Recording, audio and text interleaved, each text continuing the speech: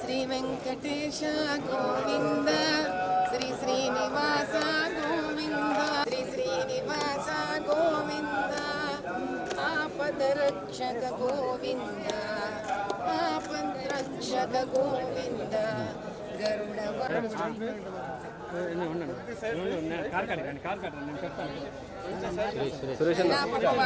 చాలా శాంతంగా ఉన్నారప్ప. Madam madam ఏం లేదు మేడం. ఒక్క నిమిషం ఉన్నా.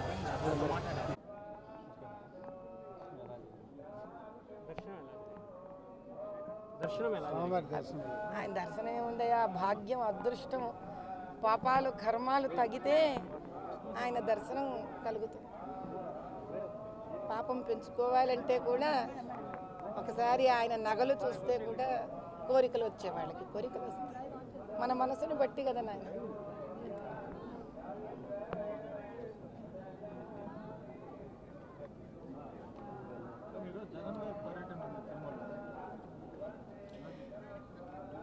నాయన నేను మీకు ఒకటే చెప్పగలను,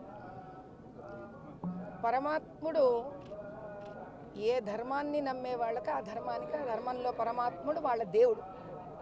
నేను హైందవ ధర్మాన్ని నమ్ముతాను. నా పరమాత్ముడు వెంకటేశ్వర స్వాము, పరమేశ్వరుడు, అమ్మవారు, మహాలక్ష్మిలాగా మాకుంటారు. కాబట్టి మనం ఏం చేస్తాము, అయ్యా జీవితంలో చేసిన కష్టాలు పాపాలు మా కర్మలను తెగించు స్వామి అని మనం నమ్మే మతము, మనం నమ్మే ధర్మము ఆ భగవంతుడిని వెళ్ళి కోరుకుంటాం.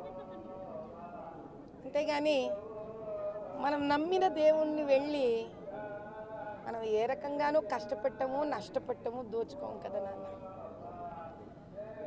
కానీ అలా ఎవరు ఏ ధర్మాన్ని సహజంగా పుట్టుకతో నమ్ముతారో వాళ్ళు వాళ్ళ ధర్మానికి సంబంధించి, వాళ్ళ మతానికి సంబంధించి వాళ్ళ దేవాలయాలు ఏమున్నాయో అక్కడ పోయి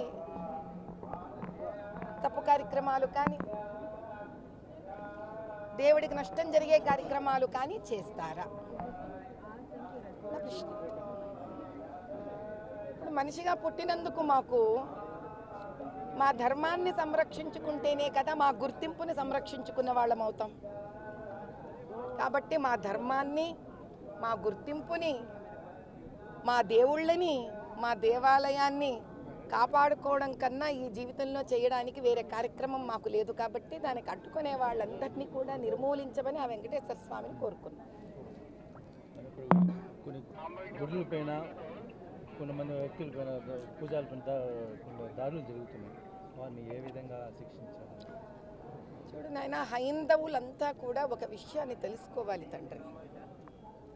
గుళ్ళ మీద దాడులు జరుగుతున్నా కూడా, దేవాలయాల్లోని పండితుల మీద దాడులు జరుగుతున్నా, భక్తుల మీద దాడులు జరుగుతున్నా, ఈ భారతదేశంలో 120 పైన కోట్ల ఉన్న హైందవులందరం ఏం చేస్తున్నాము? కదలి రావాలి నాయన. హైందవులందరూ ఒక అపర వరద అయ్యి కదలి రావాలి.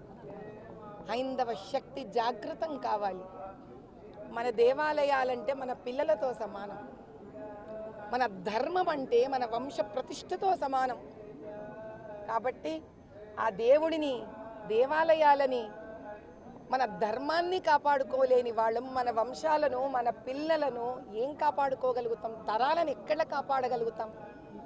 కాబట్టి ఇది ఒకరి బాధ్యత కాదు, మన అందరి బాధ్యత అని భావించే వ్యక్తిని. కాబట్టే నేను తరలి వచ్చాను.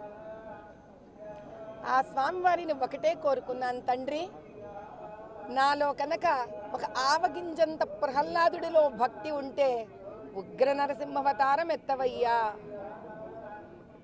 రాక్షసులను సంహరించు తండ్రి అని మాత్రమే ఆయనను కోరుకున్నాను.